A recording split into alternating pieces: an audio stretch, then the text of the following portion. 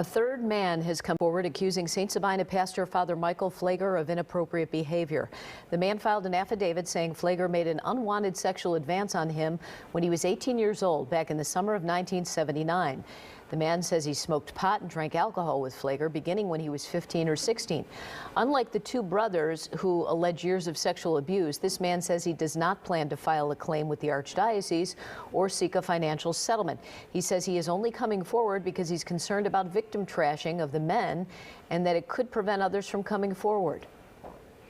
Eugene Hollander joins us now. He is representing two men who have filed sexual assault claims against Father Pfleger. Good morning. Thank you for joining us this morning. Good morning, Larry and Robin. Thank you for having me. Some have criticized the lawsuit or these accusations as a money grab.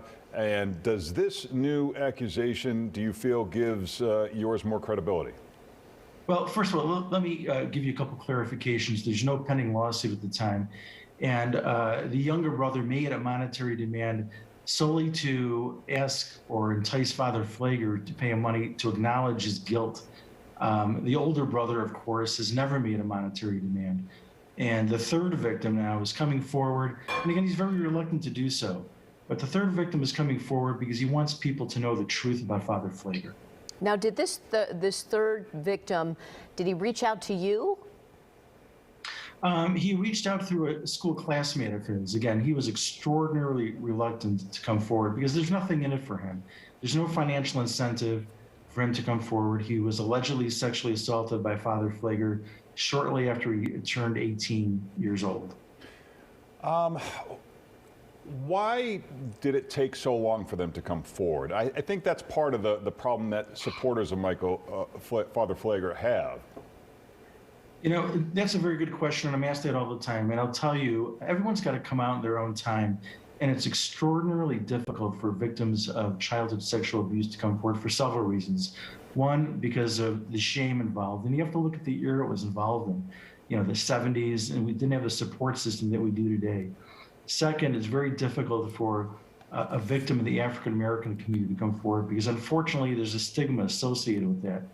And third, you have a community, the St. Sabina community, who unfortunately is blindly following someone who's been accused of sexually assaulting several people. It doesn't help victims come forward in this climate. Well, we reported that the allegation of abuse was ruled unfounded by DCFS, but is that the full story? Because Father Pfleger is still not back at the parish. Sure. So let's say this. The DCFS finding means absolutely nothing. And this is why.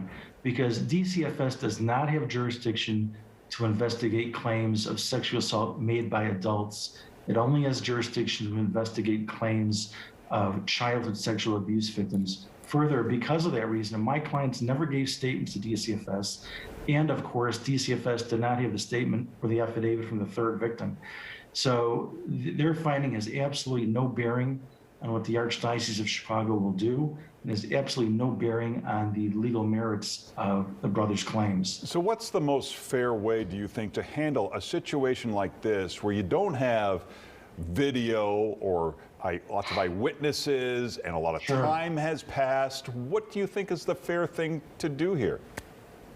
The fair thing to do is to let the Archdiocese of Chicago to complete a full and thorough investigation of this case, not to rush to judgment. St. Sabina should not be withholding funds from the Archdiocese of Chicago to exert pressure on them to rush through the investigation. You have to let the investigation unfold. That's what Governor Cuomo is doing in New York. And we have to let the same process unfold here. Have your clients felt any backlash from people in the community? Sure. Well, unfortunately, again, the St. Sabina community appears to be blindly following someone who has been allegedly accused of sexually assaulting not just two, now we have three victims here. And again, I think it's very, very important to let the investigation unfold, let the facts come out, and go from there. All right, Eugene Hollander, thank you for joining us this morning. Thank you. Let's get a check of the weather now, Paul. Yeah, good